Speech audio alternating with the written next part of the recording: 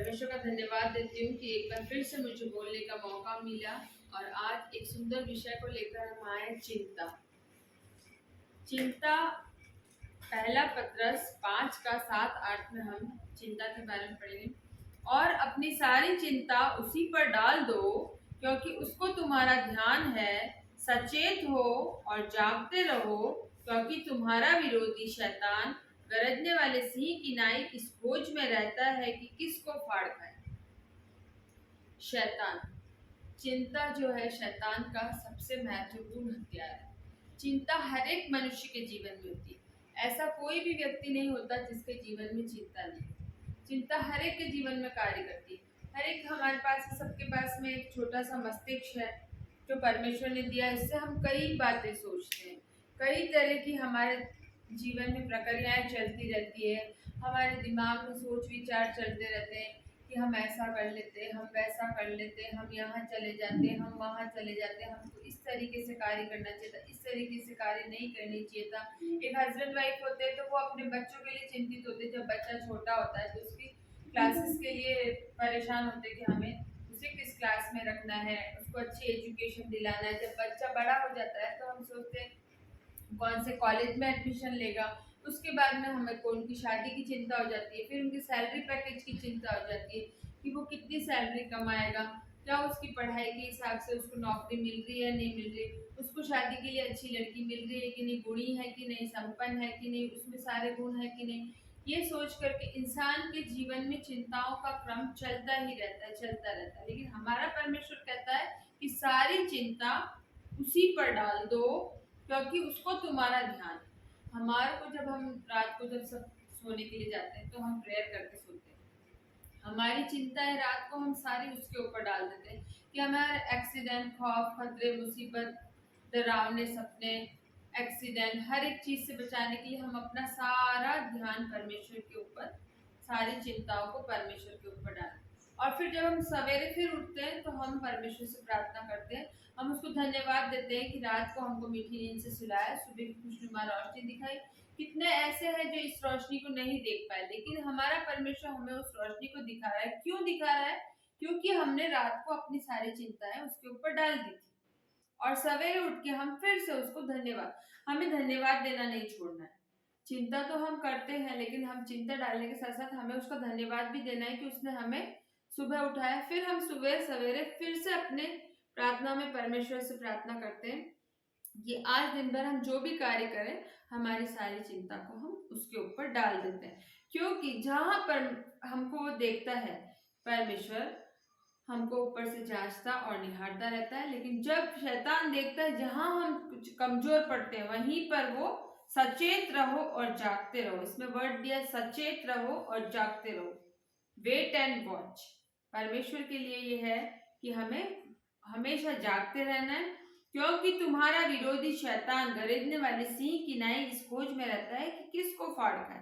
चिंता शैतान का सबसे महत्वपूर्ण हथियार है, खतरनाक हथियार है, जिसके द्वारा किसी भी मनुष्य को चिंताग्रस्त कर देता है और उसे जीती जाती लाश में बदल देता है, संपूर्ण मानव जाति को भ्रमित कर देता है। इसको अधिकांश लोग पाप की श्रेणी में नहीं गिनते। चिंता कोई पाप का विषय नहीं है। चिंता हर एक के जीवन में होती है, लेकिन किसी के व्यक्तिगत होती है, किसी की हर एक इंसान की अलग अलग चिंता है, मामला है। लेकिन बाइबल का परमेश्वर वचन में कहता है सारी चिंता मुझी पर डाल दो। इसी के साथ वह बाइबल में 366 बार कहता है, हर वक्त अपने लोगों से कहता है मत डर।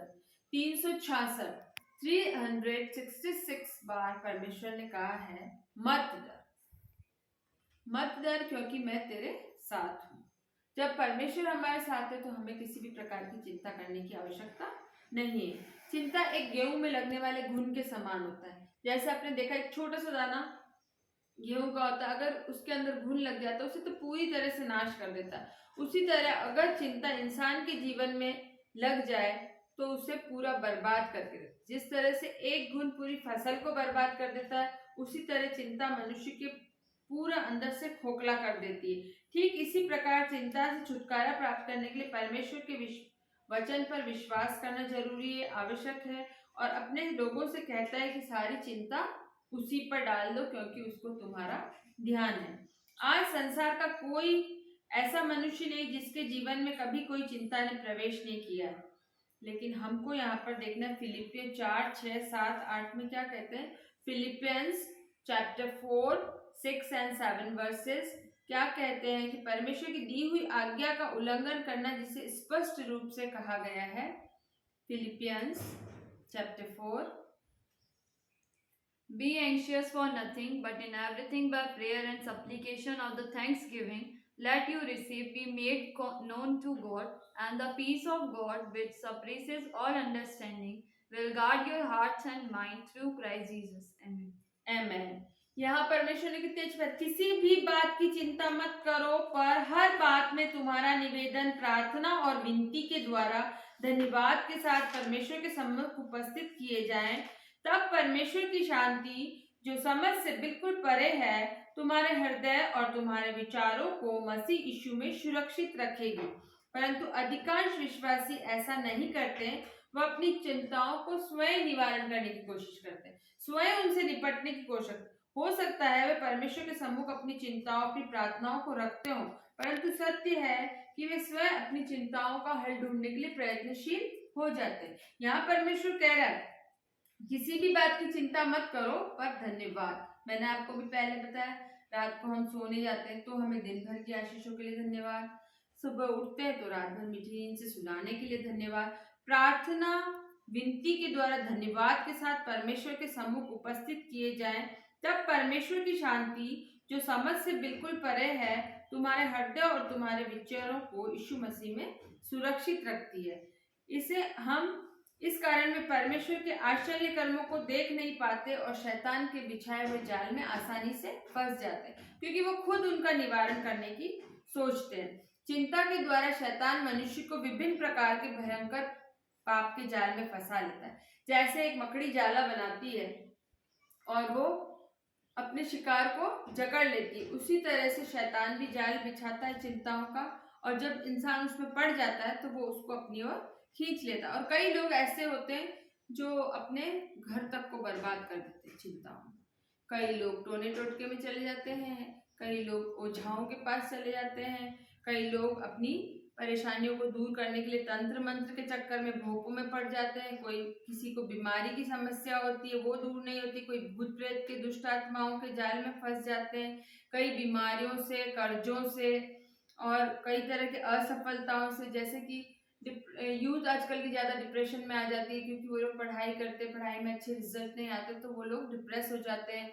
और कई लोग अपने व्यापार के घाटे के कारण डिप्रेस हो जाते हैं, कई अपनी बीमारी से हताश हो जाते हैं कि यार मैं इतनी प्रार्थना कर रहा हूँ लेकिन वो प्रार्थना के द्वारा भी मेरी बीमारी ठीक नहीं हो पा रही।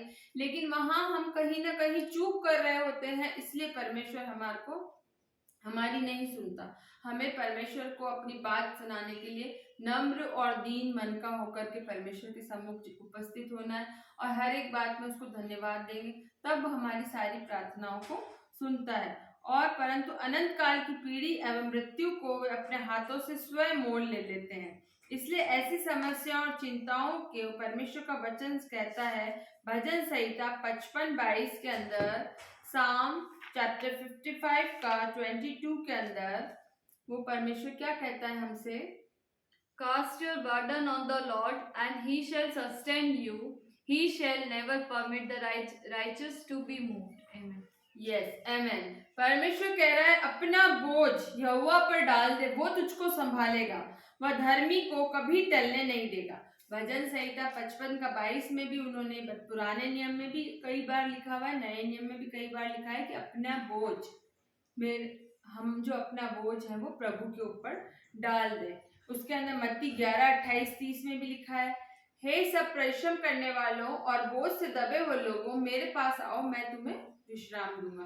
क्योंकि परमेश्वर चाहता है कि हम जब माइंडली बहुत ज्यादा डिप्रेस हो जाते हैं, थक जाते हैं माइंडली, तो हमको परमेश्वर के पास जाना है। परमेश्वर कह रहा है, हे सब परिश्रम करने वाले और बोझ से दबे लोगों, मेरे पास आओ, मैं तुम्हें विश्राम दूंगा। आइए हम पवित्र शास्त्र के द्वारा जानने का प्रयत्न करें कि प्रतिज्ञाओं के परमेश्वर ने उस समय अपने लोगों को किस प्रकार सहायता की, जब उनके लोगों ने चिंताओं, निराशाओं तथा रोगी अवस्था में उसे पुकारा और अपना सारा बोझ परमेश्वर के ऊपर डाल दिया। हम हन्ना के बारे में पढ़ते हैं। First Samuel first chapter 5 and 6। But to Hannah he would give a double portion, for he loved Hannah. All through the Lord had closed her womb, and her rival also provoked her severely to make her miserable, because the Lord had closed her womb. Amen. आमेन। यहाँ पर हन्ना के बारे में बताया परमेश्वर ने पवित्र शास्त्र में। उसके जीवन पे हम दृष्टि करेंगे तो क्या पाएंगे? उसका प्रारंभिक जीवन चिंताओं से, घोर निराशाओं से सर्वोच्च बिंदु को पार कर चुका था। क्यों? क्योंकि एक विवाहिता स्त्री के जीवन में माँ बनना सबसे बड़ी बात बताई गई है। जब तक स्त्री माँ नहीं बनती है तो आपने देखा होगा आस पड़ोस के लोग भी उसे कहते हैं, अरे शादी कब से हो गई, अभी तक इनके बच्चा नहीं हुआ। तो इस तरह से उसको काफी समय बीत चुका था। और उस हन्ना के एक सौत थी पनिन्ना, जो उसको चिढ़ाती थी, कुड़ती थी, ताने मारती थी, क्योंकि उसके पास बच्चे थे, इसके पास बच्चे। लेकिन ये परमेश्वर की योजना थी, उसको बच्चा मिले, ये परमेश्वर की योजना थी। वो परमेश्वर पर विश्वास भी करती थी। यहाँ तक कि उसके पति ने उससे कहा कि एल्काना की 2 पत्नियां थी, हन्ना और पनिन्ना, जिसमें से हन्ना के पास पुत्र नहीं था तो वो उससे ज्यादा प्रेम करता था एल्काना, और उससे कहता था क्या मैं तेरे लिए 10 बेटों से उत्तम नहीं हूँ? फिर भी एक औरत के लिए बच्चा जरूरी ही होता है। लेकिन वो चाहती थी कि मेरे सौतन के पास में बच्चे हैं तो मेरे पास में भी बच्चे हों। वो रोती रही, बिलखती रही, और परमेश्वर के मंदिर में प्रतिवर्ष के लिए शीलो में जब वो जाते थे, अपनी अपनी भेंटें चढ़ाने के लिए जाया करते थे, तब वो भी अपने पति के साथ भेंटें चढ़ाने जाती थी। और वहां उसने बहुत रो रो के, बिलख बिलख के परमेश्वर से प्रार्थना की कि उसे भी पुत्र मिले। और जब वो इस तरीके से प्रार्थना कर रही थी, तब वहां एली था याजक, उसने ये तक कहा कि तूने कौन सा मदिरा पिया या कौन से नशे में, क्योंकि उसके बोल तो होठ दिखाई तो पड़ते थे कि वो कुछ बोल रहे, लेकिन कुछ सुना ही नहीं। होठ तो दिखाई पड़ रहे, हिल रहे, लेकिन कुछ सुना ही नहीं आ रहा था। तो एली ने उससे कहा, तो उसने कहा अपने दास से कि मुझे ओछी स्त्री ना जान, क्योंकि मैं तो बहुत दुखियारी हूँ, मुझे पुत्र चाहिए, मुझे संतान चाहिए। इसलिए एली उसको कहता है जा और फिर तू तेरे पुत्र उत्पन्न होगा। इस तरह से परमेश्वर जब उसकी सुधि लेते हैं कि कोई लोग ऐसे होते हैं जो इतने डिप्रेशन में आ जाते हैं कि वो किसी की हत्या भी कर देते हैं या खुद अपने आप आत्महत्या कर लेते हैं। इतनी डिप्रेशन में आ जाते हैं कि वो आगे वाले व्यक्ति को भी मार देते हैं, या कुछ भी ऐसी घटना कर सकते हैं जिनके कारण चिकित्सा विज्ञान की भाषा में इसको डिप्रेशन कहा गया है। हो सकता है वो किसी नशे के आदी हो जाए, कोई गुटखा, कोई शराब, कोई मदिरा, कोई चरस, गांजा, अफीम, तरह तरह के नशे बाजार में मिलते, वो उनका सेवन करके अपने जीवन को बर्बाद कर ले। क्योंकि बाइबल यूहन्ना 8:44 में कहती है, जॉन चैप्टर 8 के 44 में, You are of your father and devil, and the desires of your father you want to do. He was a murderer from the beginning and does not stand in the truth, because there is no truth in him. When he speak a lie, he speak from his own resources, for he is a liar and a father of it. Amen. आमेन। यहाँ पर बता रहा है, वह तो आरंभ से हत्यारा है और सत्य पर स्थिर ना रहा, क्योंकि सत्य उसमें है ही नहीं। जब वह झूठ बोलता है तो अपने स्वभाव ही से झूठ बोलता है, क्योंकि वह झूठा है वरन झूठ का पिता है। यहाँ पर शैतान के बारे में कहा है कि वो आरंभ से ही हत्यारा है। जब वो हत्यारा है तो वो किसी की भी हत्या कर भी सकता है और करवा भी सकता है। इसलिए हमको परमेश्वर के इस पवित्र शास्त्र की पुस्तक के अंदर परमेश्वर ने सब तरह के हमारे को चीजों का वर्णन बता रखा है। हमारी सारी समस्याओं का समाधान इसमें है। जब हम इसको पढ़ेंगे, इसके ऊपर चलेंगे और परमेश्वर से प्रार्थना करेंगे, तो इस तरह की कोई भी परेशानी हमारे जीवन में नहीं आ सकती है। परमेश्वर ने हम को कहा है, वह तो तेरी लालसा को उत्तम पदार्थों से सख्त करता है, तेरी जवानी उकाब की नाई नहीं हो जाती है। यहोवा सब पिसों के लिए धर्म और न्याय का काम करता है। और परमेश्वर ने यशाया 40 के 31 में भी बताया है, परंतु जो यहोवा की बाट जोहते हैं वे नया बल प्राप्त करते जाएंगे, वो उकाब की नाई उड़ेंगे, वे दौड़ेंगे और श्रमित न होंगे, चलेंगे और थकित न होंगे। जब हमारी चिंता है उसके ऊपर है तो हम नया बल प्राप्त करते जाएंगे, उकाबों की नई उड़ेंगे, दौड़ेंगे और चलेंगे, थकित न होंगे। और हन्ना का पुत्र शमूएल पनिन्ना के कई एक बेटे बेटियों से कई गुना अधिक उत्तम ठहरा, क्योंकि यहोवा का हाथ उस पर बना हुआ था। परमेश्वर का हाथ हन्ना के ऊपर बना हुआ था, इसलिए उसको पितृ मिला। और पनिन्ना के कई बेटे बेटियों से उत्तम रहा। वो एली याजक के साथ में उसके संग संग रहा करता था, क्योंकि उसने उसको यहोवा को अर्पण कर दिया था। आगे हम हिजकिय्याह राजा के बारे में देखेंगे। एक राजा की रोगग्रस्त निराशापूर्ण अवस्था। हिजकिय्याह परमेश्वर पर विश्वास करने वाला था, परमेश्वर की ओर बढ़ने वाला था और अपनी संपूर्ण बातों को परमेश्वर के ऊपर रखता था।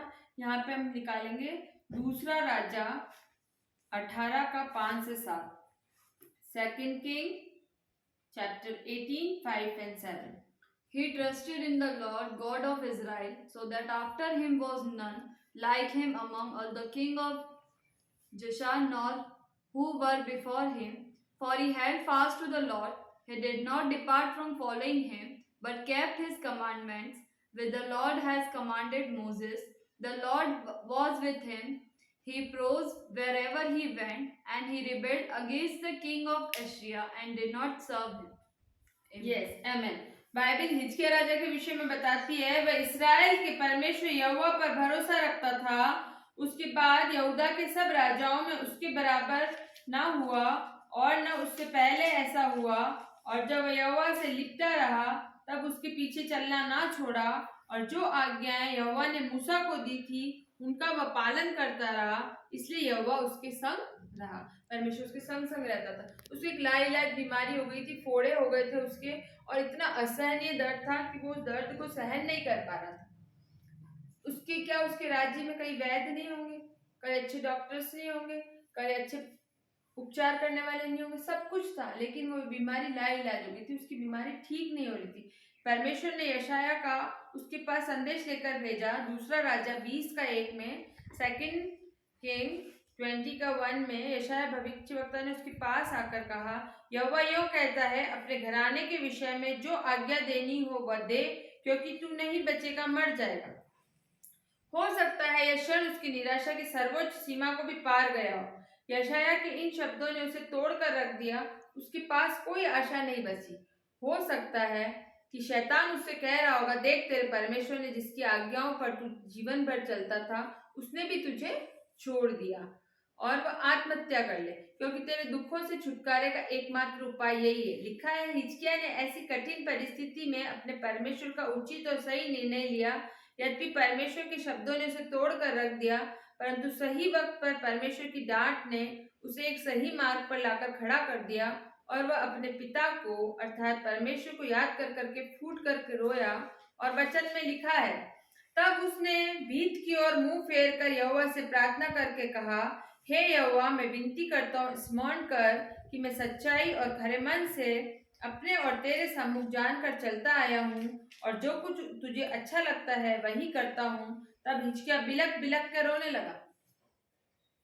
हिजकिय्याह ने परमेश्वर की दीवार की तरफ मुंह करके परमेश्वर से भीत की ओर मुंह करके प्रार्थना करी, और परमेश्वर पर बहुत ज्यादा विश्वास रखता था। बिलक बिलक कर, और जिस तरह से हन्ना बिलक बिलक कर रो रही थी, उसी तरह से यहाँ पे राजा हिजकिय्याह भी बिलक बिलक कर रो रहा था। और हिजकिय्याह की गिड़गिड़ाहट भरी प्रार्थना और उसकी आंखों से बहते आंसू को परमेश्वर देख नहीं सका, और उसने अपना निर्णय बदल लिया। और क्या लिखा है, दूसरा राजा 20 का 4 और 6 में हम पढ़ेंगे कि परमेश्वर ने अपने निर्णय को कैसे बदल दिया। Second king, And it happened before Isaiah had gone out into the middle court, and the word of the Lord came to him, saying, Return and tell Hezekiah, the lender of my people, thus says the Lord, the God of David your father, I have heard your prayer, I have seen your tears, surely I will heal you. On the third day you shall go up to the house of the Lord. Amen. आमेन। यशायाह नगर के बीच जाने भी न पाया था कि यहोवा का वचन उसके पास पहुंचा कि लौट कर मेरी प्रजा के प्रधान हिजकिय्याह से कहा कि तेरे मूल पुरुष दाऊद का परमेश्वर यूं कहता है कि मैंने तेरी प्रार्थना सुनी और तेरे आंसू देखे, और देख तुझे चंगा करता हूँ। परसों तू यहोवा के भवन में जा सकेगा, और तेरी आयु 15 वर्ष और बढ़ा दी जाएगी। उधर हन्ना को बेटा मिला, इधर इसको उम्र मिली, आयु मिली।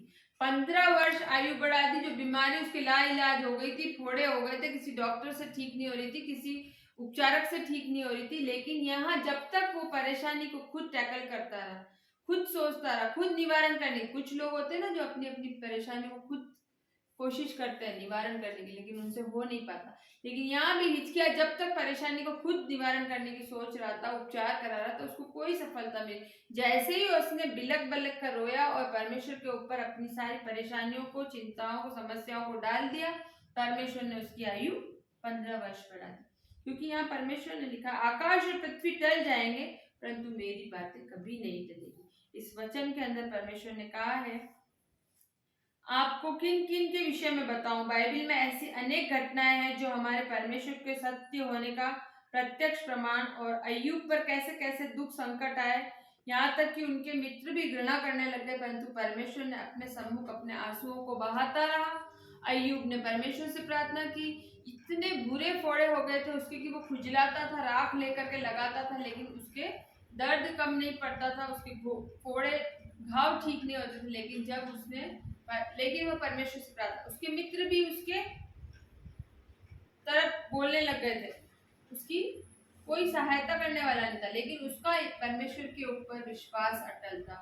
एक तरफ हमने हन्ना के जीवन में देखा कि उसको बच्चा नहीं था, दूसरी तरफ हमने हिचकिया को देखा, उसके पास में आयु नहीं थी, वो बीमार था, वो रोगग्रस्त था। तीसरा हमने देखा अय्यूब के उसके फोड़े उठ गए थे, क्योंकि विश्वास के बिना परमेश्वर को प्रसन्न करना अनहोना है। यहाँ सबसे बड़ी जो बात दी है परमेश्वर ने, वो विश्वास के साथ अपनी समस्याओं को, क्योंकि बाइबल में भी लिखा हुआ है, तुम अगर किसी चीज के अंदर प्रार्थना करने में संदेह करते हो तो वो चीज पूरी नहीं होती। अगर आप बिना संदेह के इस पहाड़ से कहो सरक के चला जाए, तो वो अपने स्थान से सरक के चला जाएगा। सरकने का ये मतलब नहीं कि वो उस स्थान से उठ करके दूसरी जगह चले जाएगा। सरकने का मतलब ये है कि हमारी समस्याएं हमारे ऊपर से टल जाएंगी। कई लोगों तो ऐसे हमने प्रार्थना किया, पहाड़ तो टला नहीं, लेकिन यहाँ पे उसका ये मतलब नहीं, उसका ये मतलब है कि पहाड़ जैसी जो समस्या आपके सामने खड़ी है, अगर हम अपना विश्वास परमेश्वर के ऊपर रखेंगे तो वो हमारी समस्याएं वहां से हट जाएगी। आपको एक छोटी सी निर्धन स्त्री की कहानी सुनवाते। एक विश्वासी स्त्री थी, उसका नाम था रूथ।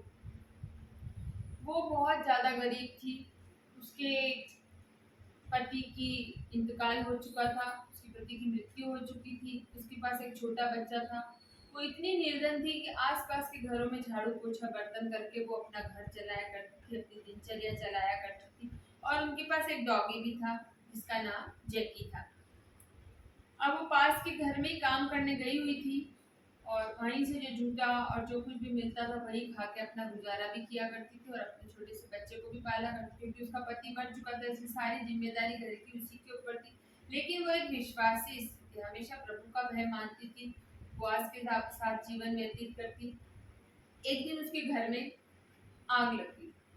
जो ये ऐसे चिंताग्रस्त सब्जेक्ट होते हैं वो शैतान लेके आता है, तो ये शैतान के द्वारा किया कार्य हो सकता है कि उसके अंदर घर में किसी ने आग लगा दी।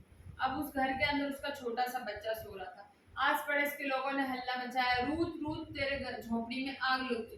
रूथ बदहवास से दौड़ी हुई अपनी झोपड़ी की ओर जाती है, क्योंकि उसको मालूम था कि उसका बच्चा अंदर सो रहा है, और वो जैक के भरोसे उसको छोड़कर काम पे जाया करती थी। वो डॉगी उस बच्चे का पूरा ध्यान रखता था। तो जब वो बदहवास दौड़ बिलक बिलक के रोने लगी कि मेरा बच्चा अंदर है, कोई मेरे बच्चे को बचाओ, मदद करो मदद करो, लेकिन वहां इतनी बुरी धूल धां की आग लग रही थी कि कोई अंदर न जाने को तैयार था, ना रूथ को छोड़ने को तैयार। रूथ को लोगों ने बुरी तरह से कस के पकड़ लिया, और रूथ अपने आप को छुड़ा नहीं पा रही थी कि मैं अपने बच्चे को किस तरह, एक माँ के लिए उसका बच्चा बहुत इंपॉर्टेंट होता है, वो कई दुख दर्द सहन करके भी अपने बच्चे को सुखी रखना चाहती है। वो खुद भूखी रहेगी लेकिन बच्चे को खिलाएगी। यहाँ तो उसका बच्चा ही अंदर जलने के लिए जा रहा है, तो वो कितनी गंभीर अवस्था होगी उसकी। वो बिलक बिलक कर उसी टाइम घुटने के बल बैठ गई और परमेश्वर के सामने बिलक बिलक कर रोने लगी कि परमेश्वर मेरी सहायता कर, परमेश्वर मेरी मदद कर। लोग भी देखने लग गए कि यहाँ तो इसका घर जल रहा है और ये प्रार्थना करने में लगी थी, लेकिन उसका अटूट विश्वास किस पे था? परमेश्वर के ऊपर था। और उसके इस विश्वास से जब वो बुरी तरह रो रही थी, उसके आंखों के गालों के ऊपर उसके आंसू बहे जा रहे थे, उसी टाइम उसको अपने जैक की चू चू की आवाज सुनाई देती। जब वो चू चू की आवाज सुनती है तो वो आंख खोलकर देखती है कि जैकी के मुंह में उसका बच्चा दबा करके और वो रूथ के सामने बच्चे को लाकर वो रख देता है। रूथ इतनी पागल सी हो जाती है, अपने बच्चे को चुम चुम कर बेइंतहा प्यार करने लगती है और जैक को भी वो बहुत लाड दुलार करती है कि इसने मेरे बच्चे को बचा लिया। किसने भेजा उसको वहां पर? परमेश्वर। परमेश्वर ने उसकी ध्यान रखने के लिए अपना दूत वहां भेजा कि उसको उस आग में, जैसे शद्रक मेशक अबेदनगो, उसने जब प्रार्थना कर रही थी उसने रो रो के दुआएं दी, हे शद्रक मेशक अबेदनगो के प्रभु मेरे बच्चे को बचा। जिस तरह से वो नहीं जल पाए थे उस तरह से उनका बच्चा भी नहीं जला और वो सेफ बच गया, क्योंकि वो जानते हैं कि परमेश्वर, जो लोग अपनी सारी चिंता मुझ पर डाल दो क्योंकि मुझे तुम्हारा ध्यान है। किसी भी मनुष्य के सम्मुख आंसू बहाने से हमें कुछ नहीं लाभ नहीं। हमें अपने आंसू अगर बहाने तो हमारे परमेश्वर के सामने बहाने। हमें अपनी बातों को शेयर करने के लिए हम सोचे कि यार मैं अपने मन की बात किसी पड़ोसी को बता दूं कि मैं कितनी दुखी हूँ या मैं कितना दुखी हूँ, उसको बता दूं, वो हमारा कुछ नहीं कर सकता। यही दुख अगर हम परमेश्वर के सामने घुटने जाके प्रकट करेंगे कि परमेश्वर मुझे इस चीज से एलर्जी है, मुझे ये चीज पसंद नहीं है, मेरे जीवन में ये बदलाव चाहिए, तो वो हमारे को पूर्ति करने में सक्षम है, बजाय कि हम लोगों को जाकर कहें कि लोग हमारा उद्धार करें, क्योंकि परमेश्वर ने कहा है मनुष्य में उद्धार करने की शक्ति नहीं। पृथ्वी पर उद्धार करने की शक्ति सिर्फ परमेश्वर के पुत्र यीशु मसीह के पास है। और हम लोगों ने देखा कि जो जिन जिन ने अपनी चिंताओं को परमेश्वर के ऊपर डाला, परमेश्वर ने उनका ख्याल रखा। अपने आंसुओं को व्यर्थ न बहाएं। यकीन मानिए जब आप परमेश्वर के सामने अपने आंसुओं को बहाएंगे तो वो व्यर्थ नहीं जाएंगे। हम विश्वास करते हैं कि इस वचन के द्वारा आज परमेश्वर आपसे जरूर बातचीत करेगा। कृपया अपनी प्रार्थनाओं में परमेश्वर पर बोझ डाल दीजिए, वह निश्चित आपकी चिंताओं को दूर कर आपकी आंखों के सारे आंसू पोंछ डालेगा, सारी चिंताओं को, सारी परेशानियों को वो दूर कर देगा। मुझे आशा है कि आपको ये वचन अच्छे से समझ में आया होगा। चिंता का जो विषय हमने लिया, मैसेज, वो आपको अधिकार से ज़्यादा मैंने समझाने की कोशिश करी। और आप भी कोई भी चिंताग्रस्त हैं तो अपनी चिंताओं को कृपया परमेश्वर के सम्मुख डाल दीजिए, परमेश्वर के चरणों में डाल दीजिए, वही उसका निवारण कर सकता है। और कोई परमेश्वर के अलावा साधन नहीं है जिसके द्वारा हम उद्धार पा सके या चिंता मुक्त हो सके। परमेश्वर के वचन की पढ़े और सुने जाने का आशीष दीजिए। आमीन। Amen. प्रेज